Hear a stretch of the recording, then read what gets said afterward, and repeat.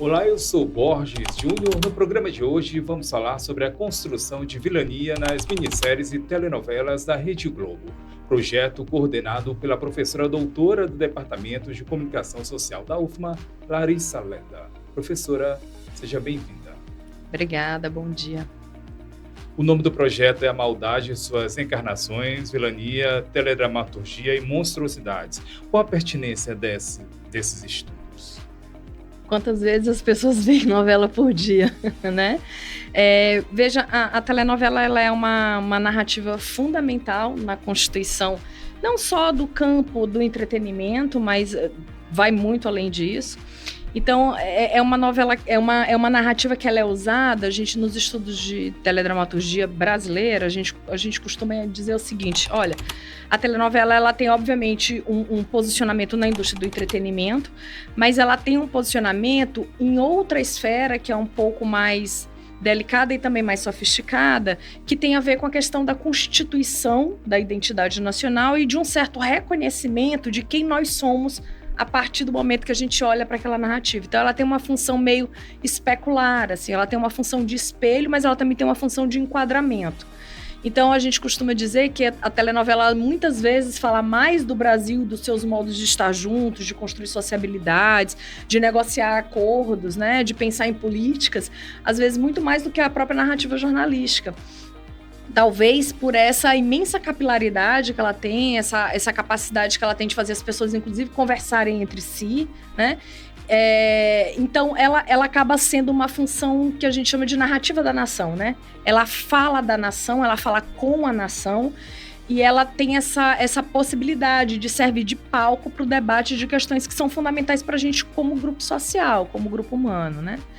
Então, estudar a telenovela tem a ver com estudar todas essas questões que estão permeando o consumo da novela e o trânsito, a circulação dos conteúdos que a novela trabalha. Agora, as pesquisas, elas se debruçaram sobre dois formatos, minissérie e telenovelas. Como é que essa vilania é construída a depender do formato? De modos muito diferentes, assim, e curioso que quando a gente começou a fazer a pesquisa, a gente não imaginava que ia encontrar tanta diferença, assim, na constituição da vilania. Mas, assim, só a título de esclarecimento, quando a gente foi estudar a vilania na telenovela, a gente se focou na telenovela das 9, né, e da Globo. E quando a gente foi estudar a minissérie, é aquela minissérie que na grade da televisão tá ali depois do jornal, depois da novela, né, então ali naquele horário das 11, entre 10h30 e 11 horas. E o que a gente conseguiu perceber foi o seguinte, a telenovela das 9, ela tem um núcleo protagonista de clara definição de bem e mal, isso tem a ver com a matriz narrativa da telenovela, que é o melodrama. Então, ela tem uma clara definição de bem e mal, e o mal está representado em quase 100% dos casos, virtualmente 100% dos casos, em personagens femininas. Já esse dado não se repete de modo nenhum nas minisséries. A gente vai ter, pelo contrário, uma vilania muito mais conectada ao personagem masculino e também, muitas vezes, uma definição de maldade meio difusa na minissérie. Então, é a vida, os elementos impedidores do que querem os personagens, é a vida, é uma doença, é o acaso, né? Não necessariamente a incorporação, a encarnação, que é o nome do projeto, a encarnação dessa maldade em um personagem. Na novela é sempre um personagem e é sempre uma mulher. Na minissérie, a maior parte das vezes é num homem, e quando não é no homem, é na vida. Na verdade, a quantidade de protagonistas femininas encarnando o mal em minisséries é um percentual bem pequeno. Foi desenvolvida também uma galeria de vilania, aí no caso da telenovela. Como é que foi esse processo? E das minisséries também, né? E como é que foi então esse processo? Gente, foi um processo assim, de minerar os dados. A gente levantou... Porque a galeria, ela não começou nesse projeto, ela começou, na verdade, quando eu fiz minha tese de doutorado, já tem alguns anos. Eu levantei naquele momento todas as telenovelas das 21 horas de 1970, na verdade, 1969, até 2015, que foi o ano de recorte, né? A definição dessas datas tem a ver com a história da teledramaturgia, não cabe aqui, mas há essa definição de corte temporal. E quando o doutorado terminou, eu fui continuar a minha carreira de pesquisa, de pesquisadora, aí já dentro da universidade, já em grupos de pesquisa, já com alunos, né? de vários níveis, de mestrado, de pós-graduação e de graduação. E aí a gente foi fazer um complemento dessa galeria. Então, o que é a galeria? A gente dá nome, a gente dá cara e a gente dá também as características de todas os vilões de todas as narrativas das 21 horas da Globo. Aí, no caso, a partir do projeto de 1969 até 2024. Então, todas as pessoas... Muita coisa, né? Muita coisa, são muitas vilãs. E aí, por isso, a ideia da galeria, é isso mesmo, é uma galeria. Então, a gente mostra numa linha do tempo todas as personagens vilãs ligadas ou do núcleo protagonista ou ligadas ao núcleo protagonista das 21 horas da Globo. E também das minisséries da Globo, as minisséries dramáticas, né? As minisséries de comédia, a gente não fez o levantamento porque a gente não tinha interesse mesmo por recorte de pesquisa, né? Mas a gente fez o levantamento de todos, tanto de telenovelas quanto de minisséries e construiu essa grande galeria. Colocações que passam pela questão sociocultural brasileira, como a senhora já colocou aqui, né, professor?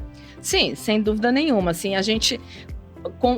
Porque, assim, quando a gente lança os olhos para um objeto empírico desse, né, que são, no caso dessa pesquisa em específica, são essas personagens, essas narrativas ao longo do tempo, a gente consegue observar uma série de questões, de elementos de análise, de categorias de análise, que a gente não tinha se dado conta antes, porque antes a gente só tinha os estudos de ordem teórico, né?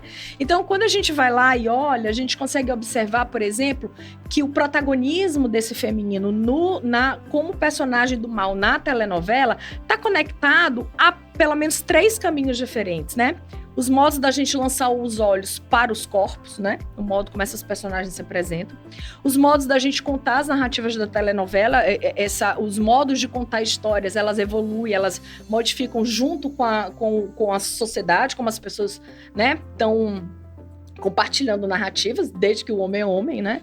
E também isso tem a ver com movimentos de ordem política, econômica e tecnológica. Então, mudanças de ordem tecnológica vão interferir nos modos de produzir, vão interferir nos modos de contar narrativa. Mudanças, por exemplo, como movimentos como o feminismo, movimentos da comunidade LGBTQIAPN+, movimentos, por exemplo, contra o racismo. São movimentos políticos que vão interferir diretamente no contexto dessa produção dessas narrativas, né? Por exemplo, hoje, quando você liga a televisão hoje, você liga, seja a novela das 6, das 7, das 9, você consegue perceber muito claramente uma mudança, por exemplo, em relação a essas questões de ordem política que eu tô falando. Então, esses tensionamentos que são do social, eles vazam com muita facilidade para a telenovela, porque a telenovela, no caso brasileiro, é uma narrativa muito colada com a vida, com o dia a dia, com a experiência mais banal que a gente tem na nossa experiência como cidadão. Então, questões que são, por exemplo, de interesse social, essas questões vão aparecer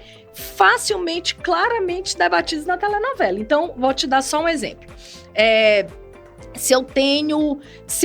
A gente está vivendo um momento político agora, por exemplo, de combate ao racismo, certo? Então, como é que isso apareceu na telenovela? Tanto isso apareceu com personagens falando verbalmente sobre esse assunto, como apareceu, por exemplo, nos critérios de escalação de atores para as novelas, né? O que você está vendo, a gente estava, antes de começar a gravar, a gente falou um pouquinho de Vale Tudo, né?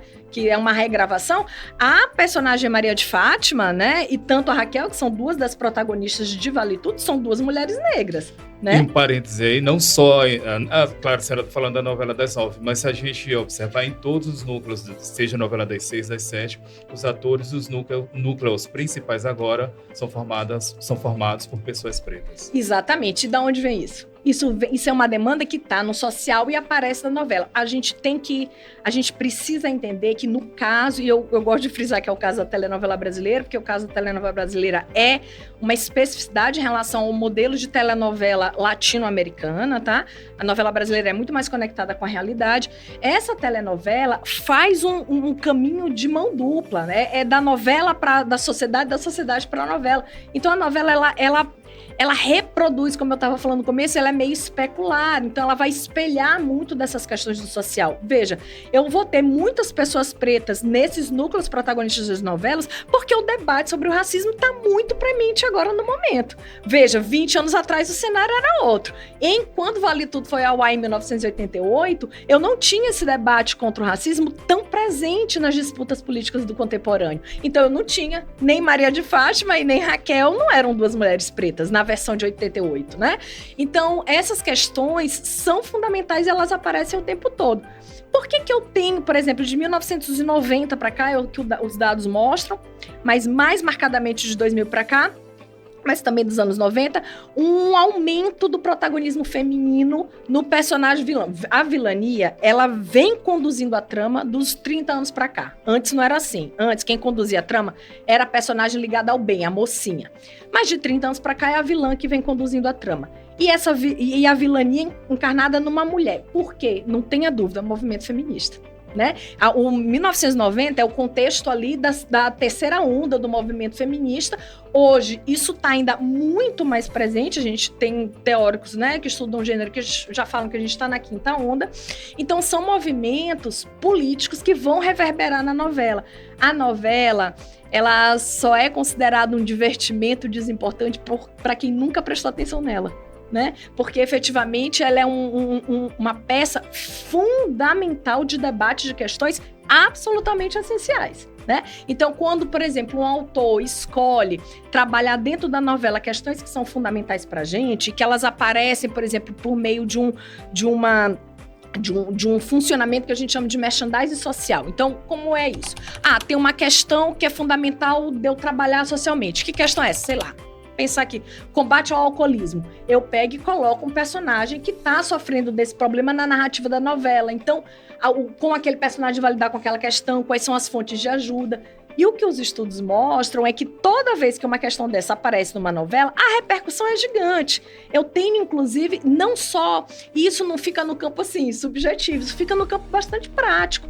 Existem vários estudos que relacionam, por exemplo, a aprovação da Lei Maria da Penha à exibição de personagens que apanhavam em telenovelas. A aprovação do Estatuto do Idoso, não sei se você se lembra, a Doris batia nos avós na novela. Lembro dessa novela. Então, Laços de família. Então, o que aconteceu? Os atores foram para uma sessão na Câmara dos Deputados e lá foi debatido o Estatuto do Idoso, que estava patinando há mais de 10 anos no Congresso. Passou a novela, os avós apanhavam da Doris, aquilo causou uma comoção nacional, o Estatuto do Idoso foi aprovado.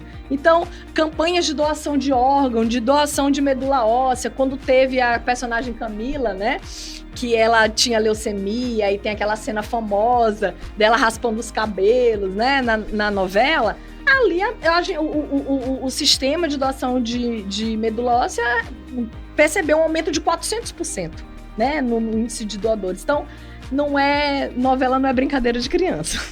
Professora, pesquisa pertinente, instigante, contemporânea e apoiada pela FAPEMA, né? Sim, exatamente. A gente conseguiu fazer pesquisa no Brasil, é um ato de muita coragem, né? A gente precisa necessariamente de financiamento público para fazer pesquisa. Então, quando a FAPEMA apoiou o projeto, a gente pôde incluir outros pesquisadores, a gente pôde correr atrás de bolsas para esses pesquisadores e assim a gente pôde efetivamente desenvolver o estudo. Sem o apoio financeiro para o desenvolvimento de projetos de pesquisa, não se faz ciência no país, né?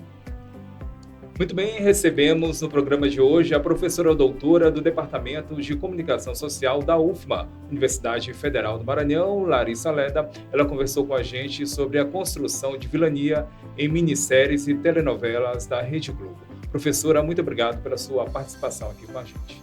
Eu que agradeço a oportunidade de falar um pouco sobre o que a gente faz dentro da universidade com o dinheiro público, né, do financiamento. É sempre bom a gente poder dar essa devolutiva para a sociedade. Até o próximo programa.